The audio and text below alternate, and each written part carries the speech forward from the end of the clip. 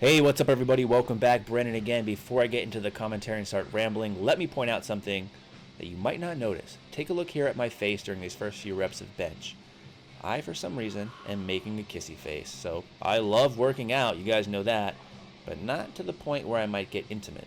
You can also check out some vascularity in my dome. I don't know if I should be proud of that or if I should go to the doctor because I might be having a brain aneurysm anytime soon. But regardless, what you're watching here are some clips from my workout today, which is August 26th, which is a Monday.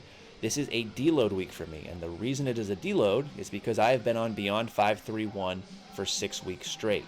So a lot of you guys have been asking me questions about the program, the differences between this and the standard one. Well, one of the differences is the fact that you take less frequent deload. So in a standard 531 template, you work out 3 weeks and then take a 1 week deload.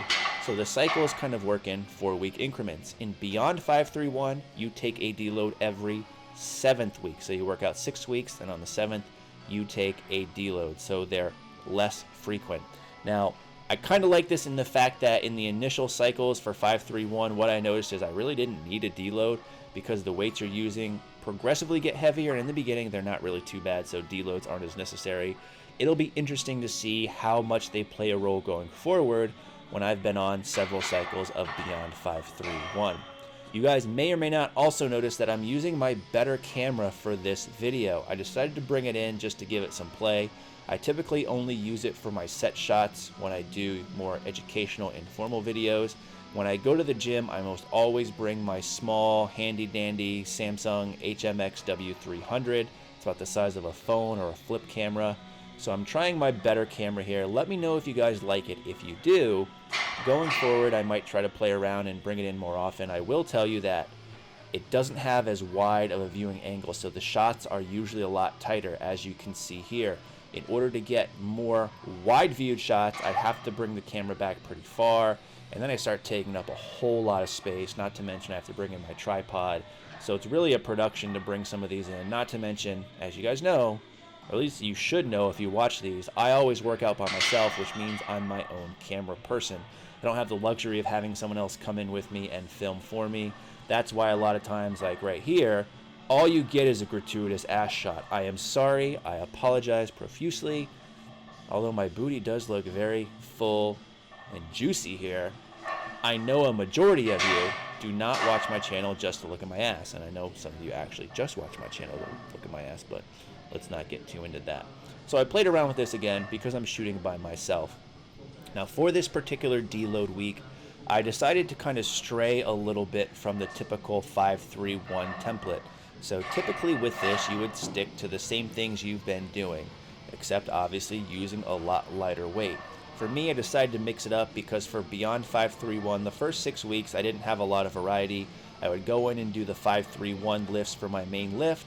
I would then do joker sets for, again, that same main lift, and all my assistance work, for the most part, was based around that main lift of that particular day. So it would be a lot of benching one day, for example, followed up by a lot of deadlifts the next day. There wasn't much variety in each day besides maybe some lat work in between. So for today, for my deloads, I wanted to throw in just a little bit of variety. So you see that I did a 5x5 initially for bench press. I used 230 pounds because yes, those clips do weigh 2.5 pounds each.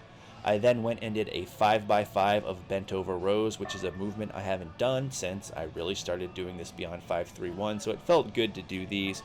Again, using 230 pounds here. I then, after this, am going to move on to another 5x5 of overhead press. Look at that, perfect timing. You'd think that I'd have this all laid out in front of me. So for overhead press, just 100 pounds here. I need to work on my mobility on some of this as well as my wrist position. As you can see, my hands are kind of back a little bit. Now typically on this, I do wear wrist wraps to help me with my wrists being straight. I just didn't do it in this case because again, it was a deload week and I didn't really see the point. So again, a 5x5 here of 100 pounds of overhead press. I'm then going to follow this up with a 3x5 of barbell curls because I honestly haven't done a direct isolation movement for my arms in probably about 2 months. Now when I do pull-ups during my normal working sets of 531 in between jokers and my first sets last, I would typically alternate my hand position. So one time I do overhand grip, sometimes I do underhand, so I would hit my biceps in some capacity. Not to mention all my pressing movements does recruit triceps as well, but I really just felt like doing some barbell curls. Figured why not, it's a deload week, might as well go ahead and play around. So here you see a different shot again, just doing it. Now I wanted to make this video, number one, to ramble, only because you guys love me rambling so much, give you a little bit of feedback, something a little unplanned, as well as just give you my general feedback so far on Beyond 531. And what I can tell you is I really like the program. So I know it's still early, it's only really one official cycle through, but all of my lifts have gone up significantly, with perhaps the exception being overhead press. So that's something I still need to work on. I think a big part of that is the fact that my mobility in my shoulders is something I've been kind of slacking on in terms of working.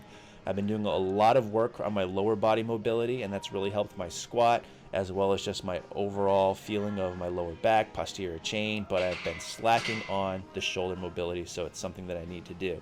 But if you're interested in a great program for strength or for hypertrophy or hypertrophy, whatever you want to say, Beyond 531 is a great option. Now, where it comes down to building muscle or just building strength or having a hybrid is really in how you choose the assistance work. And that's where the book of Beyond 531 comes into play, because it has a ton of options. I know a lot of you guys out there don't like to buy it, but you can get like the Kindle version or the iPad version for like $10 like Brian Nielsen has, and it still has all that great information, and you can really pick any assistance work you want that's in line with your goals. So I hope you guys enjoy this.